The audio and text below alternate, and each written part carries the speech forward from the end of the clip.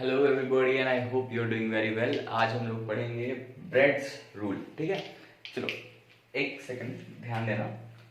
कल का अगर किसी ने लेक्चर देखा है, कल अगर हम लोग यहाँ तक पढ़े थे, मैंने ये ऐसा ऐसा ऐसा ऐसा ऐसा ऐसा और ये था कैटायन। अब कुछ बच्चों को इस स्ट्रक्चर से शायद दिक्कत हो सकती है, ये बेटा ये स्ट्रक्चर जो है ना, ये यही है। देखो बता रहा हूँ मैं, ये क्या है मेरा साइक्लोहेक्सेन। ठीक है, साइक्लोहेक्सेन है 1 2 3 4 5 6। ठीक है, अब ये सब 6 के 6 कार्बन एक दूसरे से जुड़े हुए हैं, मस्ती में हैं। अब हुआ क्या, ये वाला कार्बन और ये वाला कार्बन, ठीक है, ये वाला कार्बन और ये वाला कार्बन, ढंग से देखना, 1 2 3 4 5 6, 6 कार्बन की चेन रिंग है। अब क्या हुआ, एक सातवां कार्बन आया। फिर से बोल रहा हूँ मैं, 6 कार्बन की रिंग है और कौन सा आया, एक सातवां कार्बन आया। अब ये जो सातवां कार्बन है, 3D में इमेजिन करो कुछ यहाँ पे, कहाँ पे, इस पोजीशन पे, यहाँ पे। ठीक है, अब ये जो 3D कार्बन, ये इस पोजीशन पे है, इस पोजीशन पे, इस पोजीशन पे, देख रहे हैं। अब ये कार्बन क्या कर रहा है,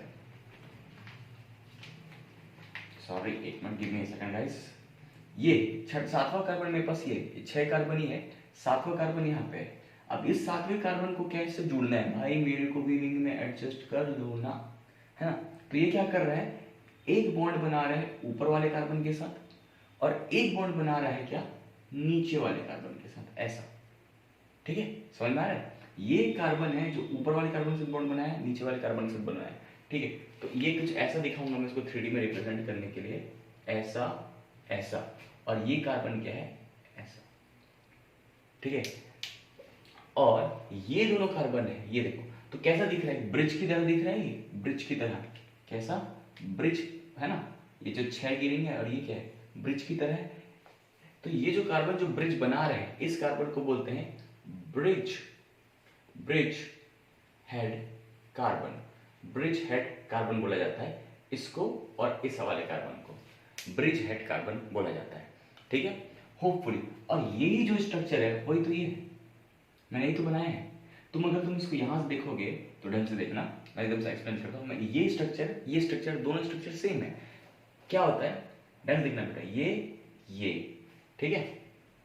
तो मैंने बनाया 1 2, ठीक है, मैं इसको लिखता हूँ 1 2, ठीक है।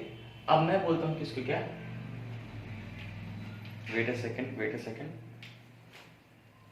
3 4। वैसे नंबर मैं अपने हिसाब से कर रहा हूँ ना, तुम ऐसा मत कर देना भाई, ऐसा 1 2 1 2, ये 1 ये 2, ये वाला और ये वाला स्ट्रक्चर सेम है, 1 2 1 2। ब्रिज हेड कार्बन कौन सा बेटा, ये दिख रहा है तुम्हें, थर्ड वाला कार्बन, ब्रिज कार्बन, ये थर्ड, ये नीचे वाला क्या, फोर्थ। ये दोनों ब्रिज बनाए हैं, राइट, ब्रिज वाले बनाए, उसको मैं बोल देता हूँ क्या, 5। तो ये भी क्या हो जाएगा, 5। समझ में आ रहा है, स्ट्रक्चर सेम दिख रहा है, होपफुली समझ में आ रहा होगा यार। उसके बाद फिर थर्ड वाले कार्बन के जो बगल वाला कार्बन है वो क्या है, कैटायन है। तो थर्ड वाले कार्बन का बगल वाला कार्बन कौन सा है, कैटायन है। और फोर्थ वाले बगल कार्बन को मैं बोलता हूँ, लेट्स से फोर्थ वाले का बगल वाला का जो कार्बन उसको मैं बोलता हूँ 5। तो फोर्थ वाला, सॉरी 5 तो बोल दिया, उसको बोलूँगा क्या, 6। फोर्थ वाले के बगल वाला क्या हुआ, 6, और ये 6 कैटायन, ये ऐसा, ये क्या है, 7। तो ये स्ट्रक्चर सेम है। मैं तुम्हें अभी तक के सिर्फ यही समझा रहा था, कुछ बच्चों को दिक्कत होती है, आई नो, अंडरस्टैंड यार। देखो यही दिक्कत होगा ऑनलाइन में, मुझे नहीं पता कि तुम्हें कितना आता है, मैं फिर से बोल रहा हूँ, मुझे नहीं पता। तो ये स्ट्रक्चर और ये स्ट्रक्चर, दोनों स्ट्रक्चर सेम है बेटा, तुम 2x कर ले रहे हैं जिन बच्चों को आता है ऑलरेडी। ये स्ट्रक्चर सेम है। तो अब हम लोग बात करते हैं ब्रेड्स रूल के बारे में। अभी तक मैं ब्रेड्स रूल पे आया नहीं। इन दोनों कार्बन 3 4 इन कार्बन को क्या बोलते हैं, bridge head carbon.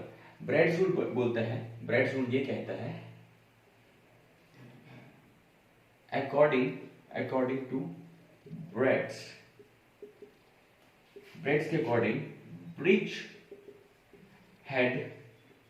Bridge head carbon can never ever be sp2। कभी भी ब्रिज हेड कार्बन जो है, ये वाले जो कार्बन है, थर्ड फोर्थ कार्बन, कभी भी ये sp2 नहीं हो सकते।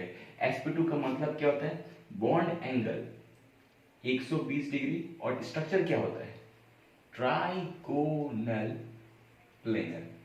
अब अगर कोई समझदार बच्चा है तो उसको टोटली समझ में आ रहा होगा मैं क्या कहना चाहता हूँ। तुम खुद बताओ बेटा, ये जो रिंग था, ठीक है, ये जो रिंग था, अब इसमें थर्ड और फोर्थ वाले कार्बन ने क्या किया, संबंध बना दिया, किसके साथ, किसी और के साथ, है ना, ये ऐसा ऐसा। तो ढंग से देखो, एक बॉन्ड ऐसा है, एक बॉन्ड ऐसा है, और ये एक बॉन्ड ऐसा है। क्या ये एंगल, क्या ये वाला एंगल, ये वाला एंगल, ये वाला एंगल कभी भी 120 डिग्री होगा क्या, होगा क्या 120 डिग्री? यही बोल रहा बेटा। sp2 मतलब क्या, बॉन्ड एंगल 120 डिग्री, स्ट्रक्चर का ट्रायंगल प्लेन। अगर ये तुम्हारा, ढंग से देखो, अगर ये तुम्हारा ये वाला बॉन्ड, ये वाला बॉन्ड और ये वाला बॉन्ड है ना, 32 37 35, 32 37 35, अगर 120 डिग्री हो गए, 120 डिग्री हो गए तो क्या बेटा, ये सीधा सीधा हो जाएगा, ये ऊपर उठ जाएगा, ये ऊपर उठ जाएगा, ये ऊपर उठ जाएगा, और रिंग क्या हो जाएगी, ब्रेक हो जाएगी। समझ में आ रहा है? तो तुम्हें सिंपल से याद रखना है कि सभी भी, मैं सिर्फ फिर से बता रहा हूँ, अगर ये बॉन्ड तुम ऊपर ले आओगे, ये ऐसा ले आओगे, इधर ले आओगे, तो रिंग बचेगी कहाँ, रिंग तो टूट जाएगी ना, 120 डिग्री कभी हो ही नहीं सकता, राइट। इसलिए बोलते हैं bridge head carbon can never be sp2। बस तुम्हें इतना ही याद रखना है, प्लीज इसको याद रखना क्योंकि आगे भी इसकी जरूरत पड़ेगी, ठीक है। Bridge head carbon can never be sp2, ये क्या होता है, ब्रैड्स रूल। तो मैं अगर एग्जांपल दूं तुम्हें, कल मैंने पूछा था total hyper conjugative structure involving CH bond, ठीक है, इन्वॉल्विंग CH बॉन्ड का, और क्वेश्चन में था तुम्हारा ये ऐसा, ये ऐसा, ये ऐसा, ये ऐसा, ये ऐसा, ये ऐसा, ये ऐसा, और ये कैटायन ऐसा, ठीक है। तो तुम्हें पता है यहाँ पे ये एक अल्फा H है, यहाँ पे एक अल्फा H है, और यहाँ पे एक अल्फा H है, अल्फा कार्बन की बॉन्ड। तो बेटा तुम्हें पता है कि ये बॉन्ड निकलेगा, ये बॉन्ड टूटेगा, तो क्या डेवलप होगा, यहाँ पे पाई बॉन्ड डेवलप होगा, यहाँ पे पाई बॉन्ड डेवलप होगा। यार प्लीज प्लीज प्लीज ये ऐसा मत करना कि तुम ये भी भूल जाओ यार, ये अगर H प्लस रिमूव होगा तो यहाँ पे पाई बॉन्ड आएगा, पाई बॉन्ड आएगा, तो ये तो कोई दिक्कत नहीं क्योंकि ब्रिज कार्बन तो है नहीं। लेकिन अगर ये H रिमूव होता है तो पाई बॉन्ड कहाँ आएगा, ऐसा। मैं फिर से बता रहा हूँ, हाइपर कॉन्जुगेशन कराओगे, ये बॉन्ड टूटेगा ऐसा, ठीक है, ये बॉन्ड टूटेगा तो ये कैसे दिखेगा, ऐसा ऐसा ऐसा ऐसा ऐसा ऐसा ऐसा, और यहाँ पे क्या चल जाएगा, नेगेटिव, यहाँ पे क्या है पॉजिटिव, तो ये क्या हो जाएगा, पाई बॉन्ड बन जाएगा। तो ये तुम्हें लग रहा है कि ऐसा कंपाउंड होगा, नहीं बेटा, क्योंकि ये कार्बन बॉन्ड एंगल क्या हो जाएगा, 120 डिग्री, 120 मतलब रिंग टूट जाएगी, तो ये कभी होगा ही नहीं, ये H कभी रिमूव होगा ही नहीं, रिमूव होगा नहीं, तो H कौन से रिमूव होंगे, ये H कौन से रिमूव होंगे, ये, तो स्ट्रक्चर कितने आएंगे, सॉरी मैं इसको लिख देता हूँ, ये कभी पॉसिबल नहीं, तो स्ट्रक्चर कितने आएंगे, स्ट्रक्चर आएंगे 2, total hyper conjugation structure involving CH bond 2 होंगे, 3 नहीं होंगे, पाई ब्रैड्स रूल। ये अच्छा क्वेश्चन है, अच्छा क्वेश्चन है ये, ठीक है, क्योंकि नॉर्मली जो बच्चा नहीं पढ़ के गया है उसको ये समझ ही नहीं आएगा, उसको दिखेगा ही नहीं, है ना। चलो आगे बढ़ते हैं, ये ब्रैड्स रूल अपना खत्म होता है। ब्रैड्स रूल के बाद हम लोग पढ़ेंगे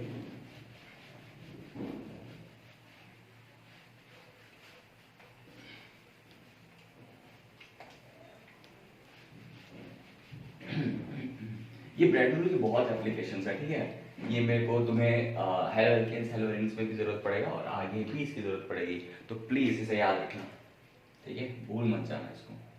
चलो तो अब हम लोग बात करते हैं हीट ऑफ कंबशन के बारे में। हीट ऑफ कंबशन ये होता है HOC, ठीक है, हीट ऑफ कंबशन। यहां पे देखना, सबसे पहले मैं रिएक्शन बताता हूं, ठीक है, CXHY plus X plus Y/4 O2 XCO2 plus Y/2 H2। अगर तुमने मोल कॉन्सेप्ट पढ़ रखा है तुम्हें ये पता होगा कि ये एक ऑर्गेनिक कंपाउंड्स का कोई भी है, अल्केन अल्कीन जो भी है, उसके हीटिंग का ये होता है, क्या होता है, रिएक्शन होता है, हीटिंग का रिएक्शन होता है। ऐसे ही बैलेंस करते हैं, देखो बैलेंस ये कार्बन X है, ऑक्सीजन कितना है बेटा 2x, राइट, 2x, ठीक है, ऑक्सीजन यहाँ पे कितना है Y/2 मीन्स y/4, ये भी तो y/2 है, y/4 into O2। And next hydrogen, hydrogen कितने हैं, 2 हैं, और हाइड्रोजन से H2O, वेट ऐसे मैंने कुछ गलत किया क्या, सॉरी H2 ना, तो हाइड्रोजन कितने हैं, y है, हाइड्रोजन 1, ठीक है, ओके। और तो ये है ऑर्गेनिक ऑर्गेनिक कंपाउंड की हीटिंग रिएक्शन, ये तुम्हें पता ही है, ठीक है। हीट ऑफ कंबशन क्या होता है, हीट ऑफ कंबशन HOC, ये होता क्या है, total enthalpy change when 1 mole of organic compound undergoes combustion, ठीक है बेटा। बेसिकली ये बोलना चाह रहा है कि ये जो कंपाउंड है ऑर्गेनिक कंपाउंड, जब तुम इसको हीट करोगे तो क्या बनेगा, CO2 और H2 बनेगा। तो जितनी energy, sorry alkane alkene alkyne जो भी उसको हीट करोगे, हीट करने पे जो भी तुम्हें, जब कोई भी कंपाउंड ऑर्गेनिक कंपाउंड को तुम हीट करोगे तो क्या रिलीज होगा, किसी भी ऑर्गेनिक कंपाउंड को हीट करते हैं तो क्या रिलीज होता है, CO2 और H2। किसी भी ऑर्गेनिक कंपाउंड को हीट करोगे क्या बनेगा, CO2 और H2। तो जो एनर्जी पहले थी और जो एनर्जी बाद में, उनका जो डिफरेंस होता है, जो energy initial energy, final energy, इनका जो डिफरेंस होता है उसी को ही हम लोग क्या बोलते हैं, heat of combustion. Okay, and तो इसको नोट डाउन करो, देन फिर आगे पढ़ते हैं, क्वेश्चन करते हैं। ओके,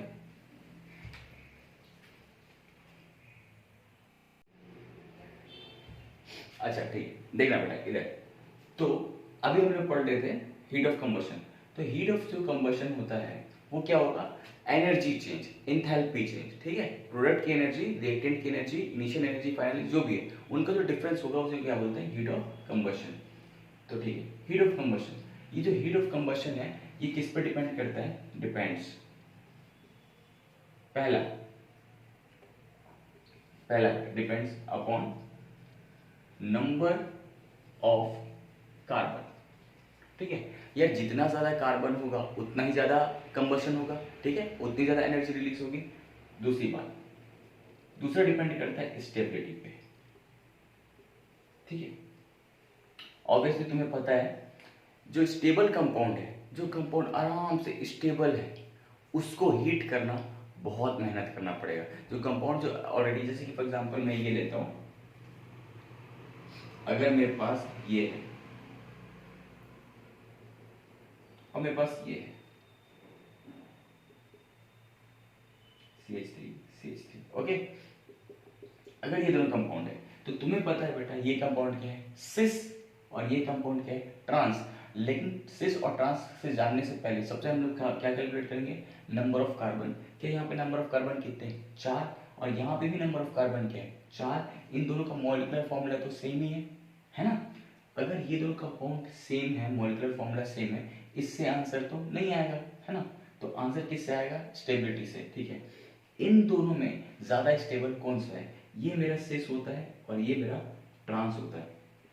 तो स्टेबिलिटी की बात करूं, स्टेबिलिटी तो तुम्हें पता है स्टेबिलिटी बेटा सिस की कम होती है, ट्रांस की स्टेबिलिटी ज्यादा होती है।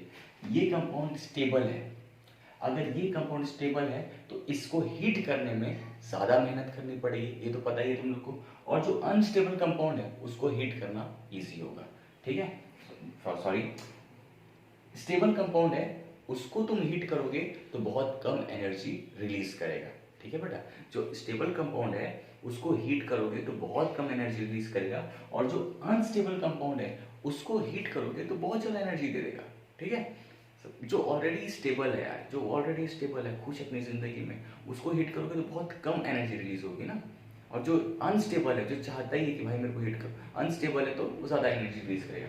इसीलिए हीट ऑफ कंबशन जो होगा, हीट ऑफ, होपफुली इतना तो पता ही होगा तुम लोग को, हीट ऑफ कंबशन जो होगा, नहीं पता तो मैंने बता दिया, ठीक है। अनस्टेबल कंपाउंड है तो हीट ज्यादा रिलीज करता है, स्टेबल कंपाउंड है तो हीट रिलीज कम करता है। तो HOC जो आएगा A ग्रेटर देन B, ठीक है। हीट ऑफ कंबशन ये, लेकिन आजकल ना एक और तरीके से भी क्वेश्चन पूछा जाता है, हीट ऑफ कंबशन पर मोल ऑफ CH2, ये पूछा जाता है। देखो होपफुली इसको नोट करना, यहाँ पे मैं यहाँ पे लिख देता हूँ। अगर सवाल वाला हीट ऑफ कंबशन पूछता है तो कोई दिक्कत नहीं, तब तो तुम ऐसा ही करोगे, नंबर ऑफ कार्बन पहले चेक करना, देन स्टेबिलिटी चेक करना।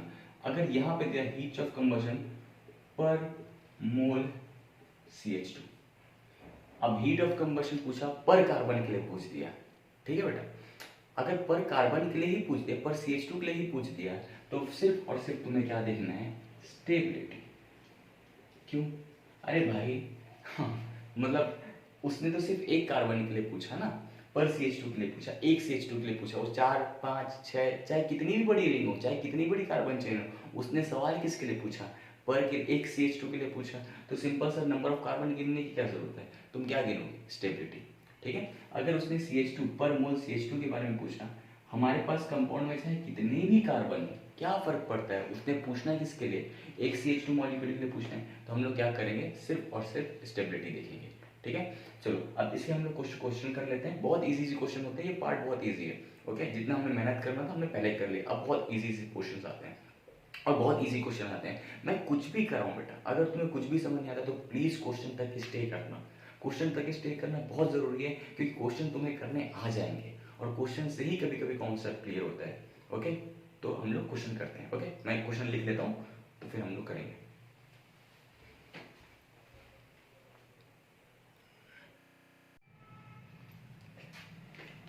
चलो बेटा, हम लोग को क्या निकालना है, हीट ऑफ कंबशन, ठीक है। बेटा सही है, मार्क कर, हाँ ठीक, ओके। हीट ऑफ कंबशन निकालना है। यहाँ बात करते हैं इन दोनों कार्बन पे। सबसे पहली बात क्या चेक करोगे, नंबर ऑफ कार्बन्स। फिर दूसरा चेक करोगे क्या, स्टेबिलिटी, ठीक है। यहाँ पे कार्बन्स कितने हैं, 5, यहाँ पे कार्बन्स कितने, 4 6, तो कौन ज्यादा एनर्जी रिलीज करेगा, ऑब्वियसली ये वाला, सिंपल। यहाँ पे ये कितने कार्बन है, 1 2 3 4, यहाँ पे 1 2 3 4 5 6, 6 कार्बन 4 कार्बन, कौन जीतेगा, ऑब्वियसली ये जीतेगा, 6 कार्बन वाला, दिमाग लगाना ही नहीं है। 4 4, अब देखते हैं ये क्या हो गया, 4 कार्बन, और ये भी क्या हो गया, 4 कार्बन, ठीक है। ये भी 4 कार्बन है और ये भी 4 कार्बन है। अब क्या करेंगे, स्टेबिलिटीज देखेंगे। स्टेबिलिटीज कैसे देखेंगे, ठीक है, स्टेबिलिटीज देखेंगे तो तुम्हें एक दिख रहा होगा बेटा, यहाँ पे देखो, क्या तुम्हें 4 पाई इलेक्ट्रॉन्स दिख रहे हैं, यहाँ पे रिंग के अंदर 4 पाई इलेक्ट्रॉन्स, और ये कंपाउंड हमने बहुत बार लिया है। ये क्या है, एंटी एरोमेटिक कंपाउंड है, और ये कौन सा कंपाउंड है, नॉन एरोमेटिक, रिंग ही नहीं है बेटा, लूप ही नहीं बन रहा ना यहाँ पे, और यहाँ पे क्या लूप बन रहा है। तो ये एंटी एरोमेटिक है, नॉन एरोमेटिक है। स्टेबल कौन ज्यादा होता है, स्टेबल ये ज्यादा होता है, नॉन एरोमेटिक। तो एनर्जी कौन ज्यादा रिलीज करेगा, ऑब्वियसली ये रिलीज करेगा, ठीक है। स्टेबल वाला कम एनर्जी रिलीज करता है, अनस्टेबल वाला ज्यादा एनर्जी रिलीज करता है। इन दोनों में बात करते हैं, नंबर ऑफ कार्बन कितने हैं, 6 1 7, यहाँ पे भी कितने, 6 1 7, तो नंबर ऑफ कार्बन से आंसर नहीं आएगा, ठीक है। अब बात करते हैं ये कंपाउंड में और ये कंपाउंड में, क्या बेटा यहाँ पे रेजोनेंस हो रहा है, रेजोनेंस हो रहा है, यहाँ पे रेजोनेंस नहीं हो रहा, रेजोनेंस नहीं हो रहा, ठीक है। अब रेजोनेंस नहीं होता तो हम लोग क्या करेंगे, रेजोनेंस नहीं होता तो हम लोग जाते हैं हाइपर कॉन्जुगेशन पे, ठीक है। रेजोनेंस नहीं होगा तो सबसे, ठीक है बेटा, यहाँ देखना ये 4 अल्फा एच है, 7 अल्फा एच है, स्टेबल कौन ज्यादा होगा, 7 अल्फा एच वाला, तो एनर्जी ज्यादा कौन रिलीज करेगा, ऑब्वियसली ये वाला एनर्जी ज्यादा रिलीज करेगा जो अनस्टेबल है। लेट मी सी कैमरा वर्क कर, yes camera, shit sorry,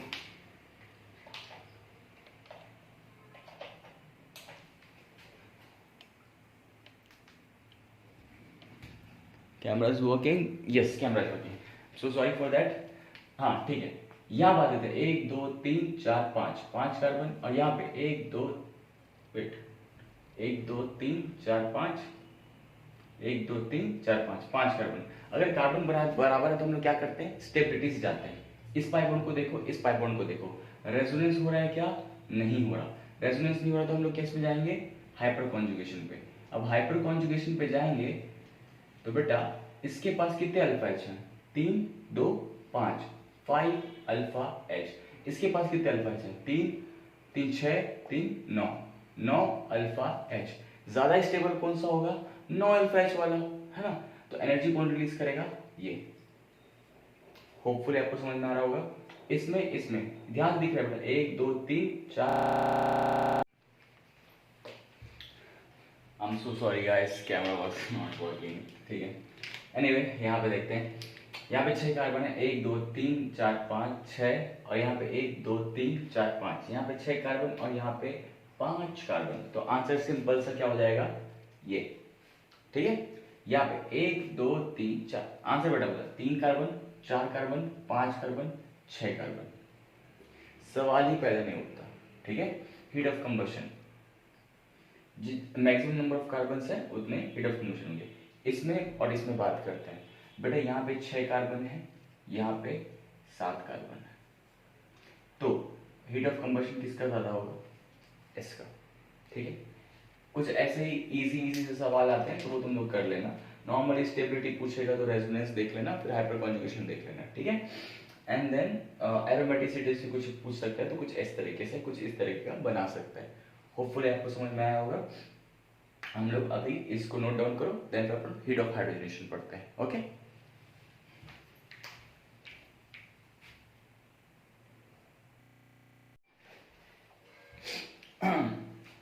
let's start guys, है ना। हीट ऑफ हाइड्रोजनेशन, ठीक है। HOH, इसका मतलब क्या होता है? हाइड्रोजनेशन का मतलब होता है बेटा एडिशन ऑफ हाइड्रोजन। ध्यान से देखो, अगर कंपाउंड तुम्हारा कुछ इस तरीके का है, ठीक है, ठीक है, अगर इसमें तुम H2 ऐड करोगे, H2 से रिएक्शन कराओगे, तो ये क्या करता है? इस pi बॉन्ड को ब्रेक करता है।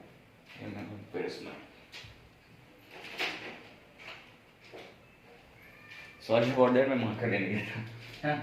अगर तुम इस अल्किल रिएक्शन H2 से कराते हो तो क्या होगा? ये पाई बॉन्ड ब्रेक करेगा और इस कार्बन पे एक हाइड्रोजन जुड़ जाता है, H2, एक हाइड्रोजन इस कार्बन पे जुड़ेगा, एक हाइड्रोजन इस कार्बन पे जुड़ेगा। डोंट वरी, ये हम लोग हाइड्रोकार्बन्स के लेक्चर में पढ़ेंगे, ठीक है। हाइड्रोकार्बन्स में पढ़ेंगे तो ये कैसा दिखेगा? C C C C, ये H और ये H, ठीक है। अब इसको बोलते हैं हाइड्रोजनेशन, एडिशन ऑफ हाइड्रोजन को ही क्या बोलते हैं? हाइड्रोजनेशन। अब तुम सोचो, पाई बॉन्ड को तुमने ब्रेक किया और इसको क्या बनाया? HH, मतलब ये अल्कीन से क्या बनाया तुमने? अल्कीन बनाया। तुम अल्काइन भी यूज कर सकते थे, ठीक है। अब मैं एक और एग्जांपल लेता हूँ, मैं अल्काइन ले ही लेता हूँ, एक काम करता हूँ, अल्काइन, और इसको मैं रख दूँ। अब तुम्हें पता है यहाँ पे कितने यूज होंगे? 2 H2 यूज होंगे यार। एक पाई बॉन्ड के लिए एक H2, एक कार्बन इसको मिलेगा, एक कार्बन दूसरे पाई बॉन्ड को दूसरा H2 मिलेगा। तो कैसा होगा? ये कैसा होगा यार? ये ऐसा, ये ऐसा, एक H इधर, एक H इधर, ठीक है, नीचे भी एक H और एक H, ठीक है, 2 मोल H2। अब मैं सिंपल से बात बताता हूँ तुम्हें। ये रिएक्शन समझाया मैंने तुम्हें, एडिशन ऑफ हाइड्रोजन को भी क्या बोलते हैं? हाइड्रोजनेशन, ठीक है। ये क्या बोल रहा है? चेंज इन एंथैल्पी, है ना, when 1 mole of a compound completely reacts with 1 mole of hydrogen। ये कंपाउंड जब 1 मोल ऑफ हाइड्रोजन से रिएक्ट करेगा तो कुछ ये बनेगा। तब जो एनर्जी रिलीज होती है, 1 मोल ऑफ कंपाउंड लेना है, 1 मोल ऑफ हाइड्रोजन लेना है। अब जब ये कंपाउंड, सिंपल सी बात है, इस कंपाउंड को H2 से रिएक्ट करोगे, ये बनेगा।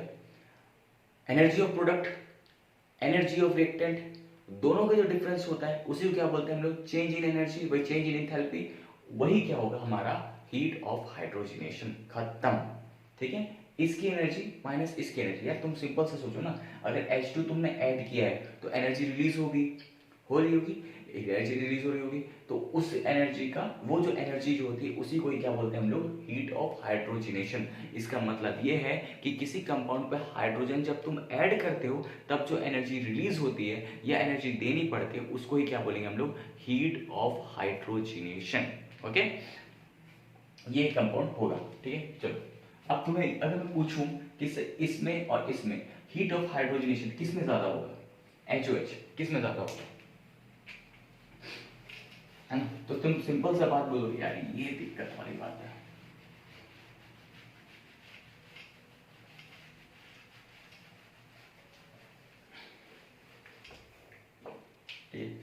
है ना, HOH की बात करोगे, हीट ऑफ हाइड्रोजनेशन, ठीक है।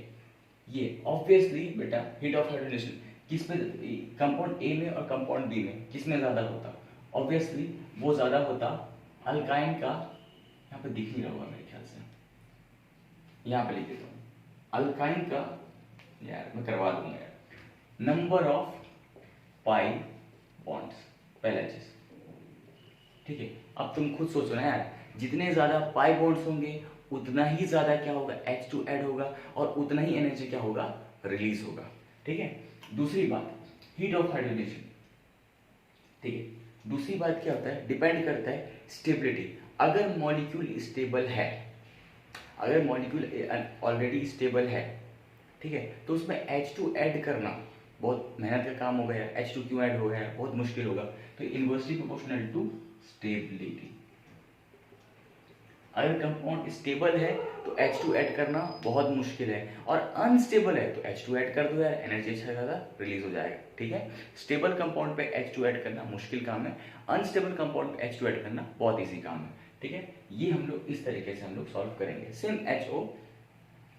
HOC की तरह। कभी कभी इसमें सवाल वाला ऐसा भी पूछ सकता है, हीट ऑफ हाइड्रोजनेशन HOH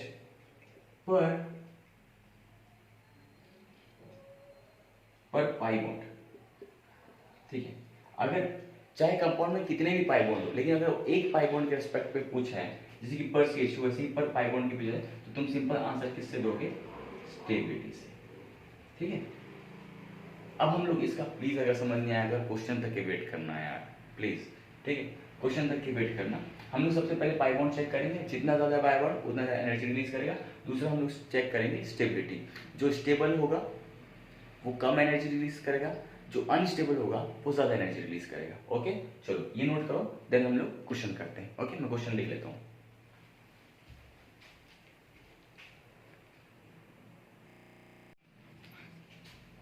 चलो स्टार्ट करते हैं बेटा। ठीक है, हीट ऑफ हाइड्रोजनेशन HOH।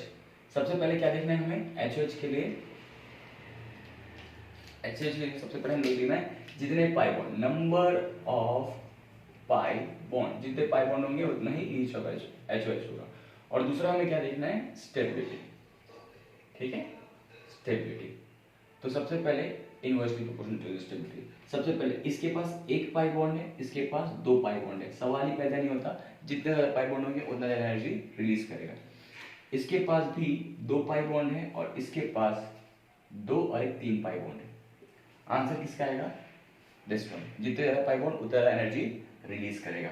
यहाँ देखते हैं 1 2 3, ये कितना है, 3 पाई बॉन्ड, और यहाँ पे 1 2 3, यहाँ भी क्या है, 3 पाई बॉन्ड। अब पाई बॉन्ड तो बराबर हो गए, अब हम लोग किस में कंपेयर करेंगे, स्टेबिलिटी पे। स्टेबिलिटी ये जो है ये बेटा है नॉन एरोमेटिक, ये क्या है, नॉन एरोमेटिक, और ये क्या है, एरोमेटिक। Benzene aromatic. अब एरोमेटिक है तो स्टेबल ज्यादा है, स्टेबल ज्यादा है तो एनर्जी कम रिलीज करेगा, एनर्जी ये ज्यादा रिलीज करेगा। ठीक है, इसमें देखते हैं, यहाँ पे क्या है, एक पाई बॉन्ड, यहाँ पे क्या है, एक पाई बॉन्ड, और यहाँ पे भी क्या है, एक पाई बॉन्ड। अब पाई बॉन्ड तो नहीं, अब कहाँ से जाएंगे हम लोग, रेजोनेंस से जाएंगे। क्या ये रेजोनेंस कर रहा है, नहीं कर रहा है। अगर रेजोनेंस नहीं कर रहा, रेजोनेंस से आंसर नहीं आता, तो हम लोग चेक करते हैं। देखो सबसे पहले हम लोग ना एरोमेटिसिटी चेक करते हैं। ठीक है, एरोमेटिसिटी के बाद देखना रेजोनेंस, रेजोनेंस के बाद देखना हाइपर, और हाइपर के बाद देखना इंडक्टिव। ठीक है, डोंट वरी, मैं ये सब चीज अच्छे से पढ़ाऊंगा। सबसे पहले हम लोग रेजोनेंस देखते हैं, सॉरी एरोमेटिसिटी देखते हैं, एरोमेटिसिटी के बाद रेजोनेंस देखते हैं, रेजोनेंस के बाद हाइपर देखते हैं, और हाइपर के बाद इंडक्टिव देखते हैं। डोंट वरी, इसकी फीलिंग तुम्हें आ जाएगी, कुछ ही देर में आ जाएगी। ठीक है, ये 1 पाई है, ये भी 1 पाई है, 1 पाई है, रेजोनेंस नहीं कर रहा, तीनों ही क्या है, नॉन एरोमेटिक है। आंसर कहां से देंगे, हाइपर कॉन्जुगेशन से। हाइपर कॉन्जुगेशन देखा जाए तो यहाँ पे कितने अल्फा एच है, इसके पास है 1 अल्फा एच। ठीक है, इसकी बात करें तो 3 3 6 3 9, 9 अल्फा एच, और इसकी बात करें तो 3 2, और ये कहता है 5 अल्फा एच। ठीक है, तो सबसे ज्यादा स्टेबल कौन सा होगा, 9 अल्फा एच वाला, तो ये सबसे कम एनर्जी रिलीज करेगा, तो लीस्ट एनर्जी में बी वाला आ गया। अब 1 अल्फा एच हाईली अनस्टेबल, तो सबसे ज्यादा एनर्जी ये रिलीज करेगा, देन सी रिलीज करेगा, then answer will be A C B. ये अनस्टेबल है, ज्यादा एनर्जी रिलीज करेगा, देन ये अनस्टेबल है, थोड़ा ज्यादा रिलीज करेगा। सबसे स्टेबल ये है 9 अल्फा एच वाला, तो सबसे कम एनर्जी वो रिलीज करेगा। एनीवे ये मैं तुम्हें दे रहा हूँ होमवर्क में, इसको तुम्हें होमवर्क में करना है।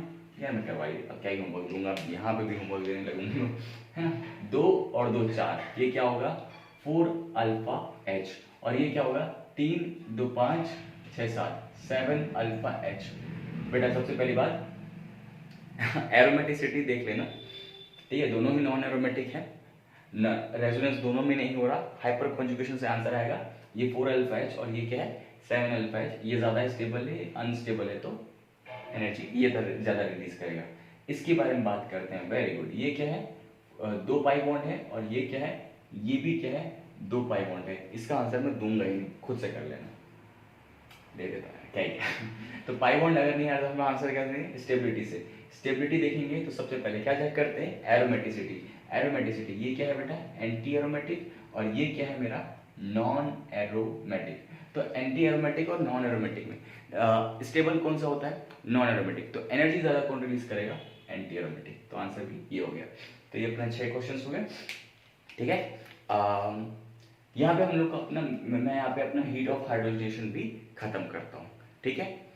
नाउ लेट्स स्टडी, हम लोग पढ़ते हैं डांसिंग रेजोनेंस पढ़ते हैं, ओके।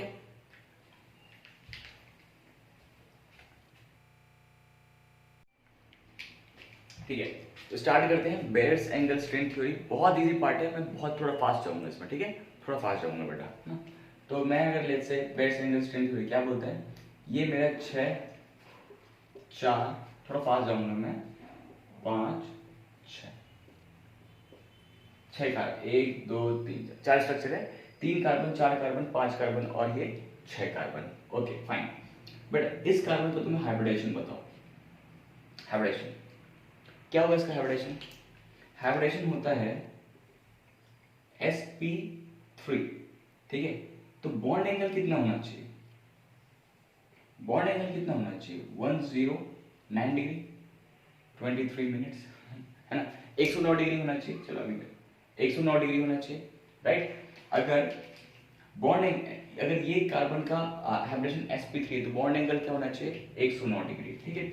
लेट्स से अभी इस साइक्लोप्रोपेन में बेटा ये जो एंगल है बॉन्ड्स के बीच में, ये एंगल कौन सा है, ये हाइड्रोजन हुआ, ये हाइड्रोजन हुआ, होना चाहिए कितना 120 109 है कितना 60 डिग्री 60 डिग्री। इसका मतलब समझ रहे हो, तो अगर इस कार्बन के पास ये बॉन्ड होना कितना चाहिए था 109 डिग्री, है कितना 60 डिग्री। इसका मतलब ये है बेटा कि ये यहाँ पे 24.5 ये होगा और ये होगा 24.5। चेक करते हैं 10 8 9 49 प्लस 60 100, हाँ ठीक है 24.5, ठीक है। anyway, तो फिर से बोल रहा हूँ मैं, साइक्लोप्रोपेन का जो कार्बन है यहाँ वाला, इसका हाइड्रोजन क्या है sp3 मतलब बॉन्ड एंगल कितना 109 डिग्री, ठीक है। लेकिन है कितना 60 डिग्री। अगर इन दोनों कार्बन के बीच का एंगल कितना है 60 डिग्री, 60 डिग्री है, होना कितना चाहिए था 109 डिग्री। 109 डिग्री को तुमने क्या कर दिया 60 डिग्री कर दिया, मतलब स्ट्रेन पड़ेगा। यहाँ से 24.5 कम हुआ, यहाँ से 24.5 कम हुआ, मतलब कितना कम हुआ बेटा -49 डिग्री, -49 डिग्री ये कम हुआ। सेम इस कार्बन का भी हाइब्रिडेशन क्या है sp3 है, बॉन्ड एंगल कितना है 90 डिग्री, बॉन्ड एंगल कितना है 90 डिग्री, मतलब इस पे भी स्ट्रेन पड़ रहा होगा। तो होना कितना चाहिए था बेटा 109, ठीक है कितना 90, तो कितने का डिफरेंस आएगा 19, ठीक है 90 डिग्री -90 डिग्री। होना कितना चाहिए था 109, है कितना 90, डिफरेंस कितना 19 डिग्री का। ये जो है ये एंगल कितना होता है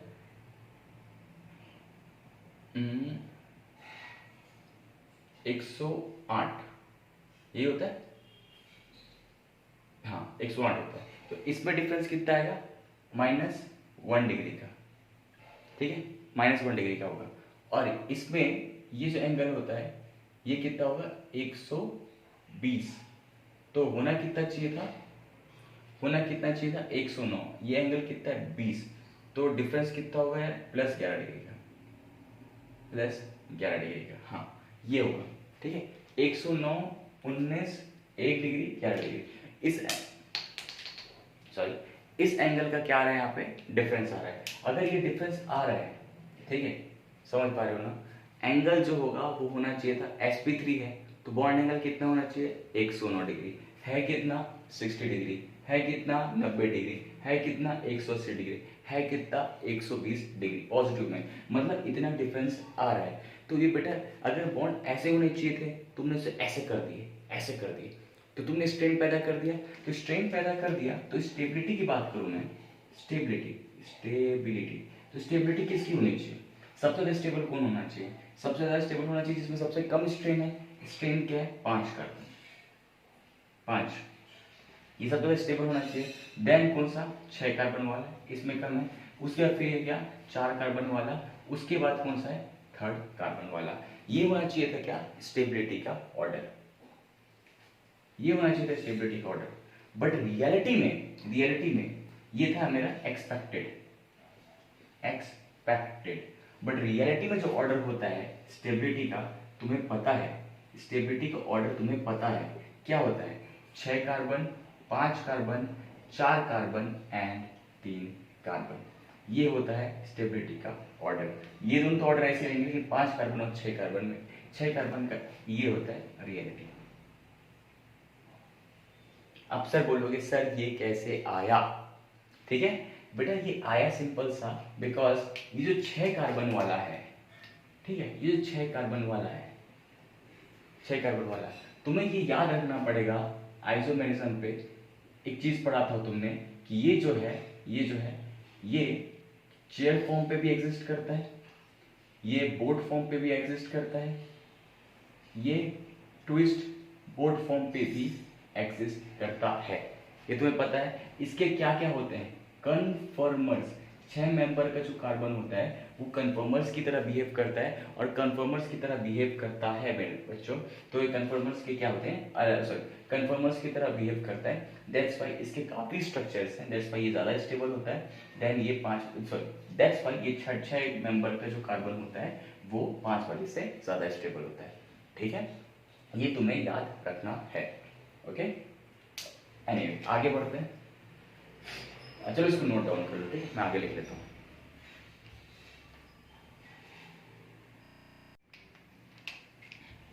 ओके तो स्टार्ट करते हैं हम लोग डांसिंग रेजोनेंस के साथ। डांसिंग रेजोनेंस क्या होता है, देखो सबसे पहले ब्रीफ देता हूँ, ये तुम्हारा हो गया साइक्लोप्रोपेन, ठीक है, अच्छा बना तो यार, ये मेरा हो गया साइक्लोप्रोपेन, ठीक है, साइक्लोप्रोपेन की कहानी ही अलग है ना, देखो साइक्लोप्रोपेन ये हुआ। अब तुम ये बोलोगे सर ये बॉन्ड कुछ ऐसा बना है,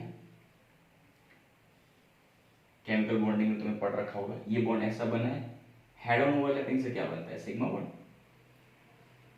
ये ऐसा बना है एंड ये ऐसा बना है, ठीक है, ये सिग्मा बॉन्ड, ये सिग्मा बॉन्ड, ये सिग्मा बॉन्ड, और यहां पे क्या है इलेक्ट्रॉन्स, इलेक्ट्रॉन डेंसिटी, ठीक है। तो होता क्या है बेटा, देखो ये सिग्मा इलेक्ट्रॉन्स, ये सिग्मा इलेक्ट्रॉन्स, ये सिग्मा इलेक्ट्रॉन पास पास है, कंजेस्टेड है, तो इनमें क्या होगा हैवी रिपल्शन होगा, हैवी रिपल्शन होगा, ठीक है, ये सिग्मा इलेक्ट्रॉन्स, ये सिग्मा इलेक्ट्रॉन्स, ये सिग्मा इलेक्ट्रॉन, इतना हैवी रिपल्शन होगा ड्यू टू एंगल स्ट्रेन कि ये जो कंपाउंड होगा वो कुछ इस तरीके का होगा, कैसा,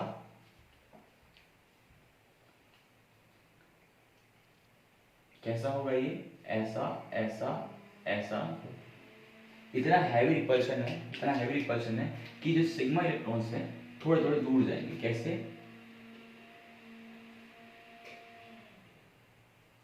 ये ऐसा, ये ऐसा, ये ऐसा, ये ऐसा, ये ऐसा, ऐसा ऐसा, देन ये ऊपर ये ऐसे ऐसे, ये ऐसे, इसका मतलब समझ में आ रहा है, ये थोड़ा सा पीछे चला गया, मैं बोलता हूँ इसको तुम थोड़ा सा रिपल्शन की वजह से तुम इसको इधर खींचो, इसको तुम इधर खींचो, और इसको भी तुम इधर खींच दो, जब इसको इधर खींच दिए, इसको इधर खींच दिए, इसको इधर खींच दिए, तो कुछ ऐसा दिखेगा और ऐसा दिखेगा, तो यहाँ पे मेरे क्या हो गया इलेक्ट्रॉन डेंसिटी हो गया। मतलब तुम सोच रहे सर इसका क्या रेलेवेंस है, क्या यूज है, आई कैन अंडरस्टैंड, बट देख लो कि साइक्लोप्रोपेन में सारे बॉन्ड्स होते हैं टाइट टाइट टाइट होते हैं, रिपल्शन की वजह से थोड़े उधर फैल गए हैं। अब जो फैल गए हैं, तुम्हें पता है बेटा, तुम्हें ये पता है कि साइडवेज ओवरलैपिंग से क्या बनता है, पाई बॉन्ड, और हेड ऑन ओवरलैपिंग से क्या बनता है, सिग्मा बॉन्ड।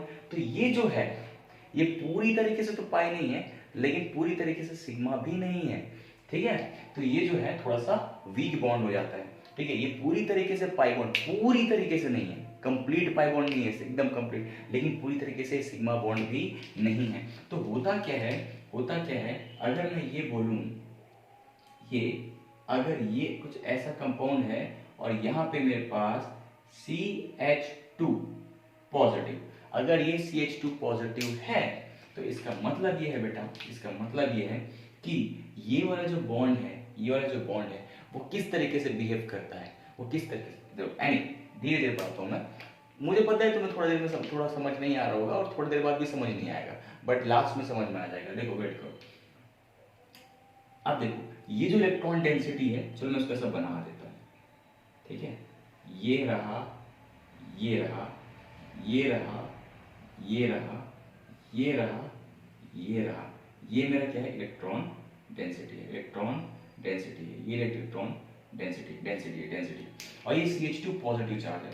अब ये जो CH2 पॉजिटिव है, इसका मतलब क्या है, CH2 पॉजिटिव मतलब एक क्या है, ये वेकेंट ऑर्बिटल है, ठीक है। फिर से देखो, साइक्लोप्रोपेन है, इसके इलेक्ट्रॉन्स मैंने ऐसे बनाए हैं, ऐसे बनाए हैं, ऐसे बनाए हैं। अब ये पूरी तरीके से सिग्मा नहीं है, इसका क्या है, पाई बिहेवियर हो सकता है। अब देखो होता क्या है, अब ये जो सिग्मा इलेक्ट्रॉन्स है बेटा, ये इस तरफ इस कार्बोकैटायन की तरफ डीलोकलाइज्ड होते हैं। वो जो सिग्मा इलेक्ट्रॉन्स हैं वो क्या होते हैं, CH2 पॉजिटिव की तरफ डीलोकलाइज्ड होते हैं। अब तुम बोलोगे सर ये क्या चल रहा है, इधर देखो, होता क्या है, ये मैंने बनाया, यहाँ पे CH2 और ये है पॉजिटिव चार्ज साइक्लोप्रोपेन के बगल में। तुम तो ये बॉन्ड सिग्मा है नहीं, पूरी तरीके से सिग्मा नहीं है, थोड़ा इलेक्ट्रॉन डेंसिटी टिल्टेड है। इसका मतलब क्या है, अगर टिल्टेड है तो सिग्मा और पाई में, इस बॉन्ड में पाई बिहेवियर ज्यादा है। पाई बिहेवियर एक वीक बॉन्ड होता है, मतलब पाई बॉन्ड होता है थोड़ा वीक बॉन्ड होता है, सिग्मा बॉन्ड स्ट्रॉन्ग बॉन्ड होता है। तो ये बॉन्ड अगर तुम ऐसा तोड़ दोगे, तुम ऐसा तोड़ दो इस बॉन्ड को, ऐसा तोड़ दोगे तो ये कैसा दिखेगा, ये ऐसा। अब ये बॉन्ड टूटा तो यहाँ पे क्या जाएगा, नेगेटिव चार्ज, ऑलरेडी यहाँ पे क्या है, positive charge, negative positive bond बना लेंगे CH2, और कैटायन कहाँ पे आ जाएगा, यहाँ पे आएगा। सेम चीज तुम यहाँ पे कर सकते थे, तो ये बनता, ये बॉन्ड टूटता तो ऐसा डबल बॉन्ड CH2, और ये क्या हो जाता, कैटायन, ठीक है। और इसका जो रेजोनेटिंग स्ट्रक्चर बनता वो कैसा होता, ऐसा CH2, ठीक है। अब जो बॉन्ड टूट रहे हैं ना वो डॉटेड लाइन से रिप्रेजेंट करता है, ये बॉन्ड टूट रहा है तो इसको डॉटेड लाइन से रिप्रेजेंट कर दो, ये बॉन्ड भी टूट रहा है नीचे का, उसको भी डॉटेड लाइन से रिप्रेजेंट कर दो, ये पाई बॉन्ड बन रहा है बिट रहा है, इसको भी डॉटेड लाइन से रिप्रेजेंट कर दो। पॉजिटिव चार्ज कहाँ है, यहाँ पे पॉजिटिव चार्ज आता है, यहाँ पे पॉजिटिव चार्ज आता है, और यहाँ पे पाई बॉन्ड आता है। तुम इसमें लिख सकते हो कि यहाँ पे तो नेगेटिव चार्ज आता है, पार्शियल नेगेटिव, और यहाँ पे ऑलरेडी क्या था, पार्शियल पॉजिटिव। ये क्या हो गया मेरा रेजोनेटिंग RS1 RS2, और ये हो गया मेरा रेजोनेंस हाइब्रिड। अब इस पूरे रामकथा की कहानी में ये बोलना चाहता हूं बेटा कि डांसिंग रेजोनेंस का मतलब यही होता है कि देखो साइक्लोप्रोपेन में यहाँ पे क्या है, एंगल स्ट्रेन है, तो साइक्लोप्रोपेन के जो ऑर्बिटल्स होते हैं वो थोड़े दूर दूर फेंका जाते हैं, और ये जो होता है ना ही पूरी तरीके से सिग्मा होता है, ना ही पूरी तरीके से पाई बॉन्ड होता है, लेकिन इसमें पाई बिहेवियर आने लगता है क्योंकि ऑर्बिटल साइडवेज ओवरलैपिंग से पाई बॉन्ड बनते हैं, और ये साइडवेज ओवरलैपिंग टाइप का ही तो है ना। थोड़ा साइडवेज, हेड ऑन तो नहीं है, हेड ऑन तो नहीं, साइडवेज टाइप का है। तो साइडवेज टाइप का है तो क्या होता है कि ये जो इलेक्ट्रॉन डेंसिटी है जो इसके अराउंड है, इसके सरफेस के अराउंड है, इसके सरफेस के अराउंड जो इलेक्ट्रॉन डेंसिटी है वो इस ऑर्बिटल्स की तरफ डीलोकलाइज्ड हो सकती है। ये इलेक्ट्रॉन डेंसिटी इस तरफ शिफ्ट हो सकती है, इस तरफ शिफ्ट हो सकती है। ये वैकेंट है, ये बोलेगा भाई मेरे को इलेक्ट्रॉन दे दे, तो ये इलेक्ट्रॉन डेंसिटी इस तरफ शिफ्ट हो जाएगी, फिर इसके पास आएगी, फिर शिफ्ट होगी, इसके पास है, वापस है। बेटा ये दे दिया, अगर ये बन सकता है तो वापस से ये भी तो बन सकता है, ये बन सकता है तो यहाँ से ये बन सकता है तो वापस से ये, तो ये क्या हो रहा है, इलेक्ट्रॉन डेंसिटी इधर शिफ्ट, इधर शिफ्ट, इधर शिफ्ट, इधर शिफ्ट, इधर शिफ्ट, इधर शिफ्ट। इस कंसेप्ट को बोलते हैं डांसिंग रेजोनेंस, और इससे एक बहुत अच्छी वाली स्टेबिलिटी आती है कंपाउंड में। फॉर एग्जाम्पल, होपफुली आपको ये समझ में आ गया होगा, आपने नोट कर लिया होगा, या तो स्क्रीनशॉट मारो 3 2 1, है ना, स्क्रीनशॉट मारो उसको।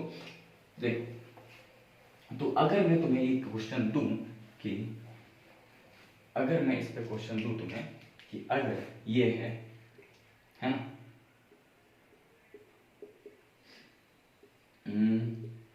CH2 पॉजिटिव, ये या फिर ये, अब मैं इसमें कंपेयर करने बोलूं मैं स्टेबिलिटी कंपैरिजन करने बोलूं मैं, तो तुम क्या बोलोगे, सर ये वाला जो है ये बहुत हाई स्टेबल होता है बेटा, ये कैटायन जो होता है हाईली स्टेबल होता है, हाईली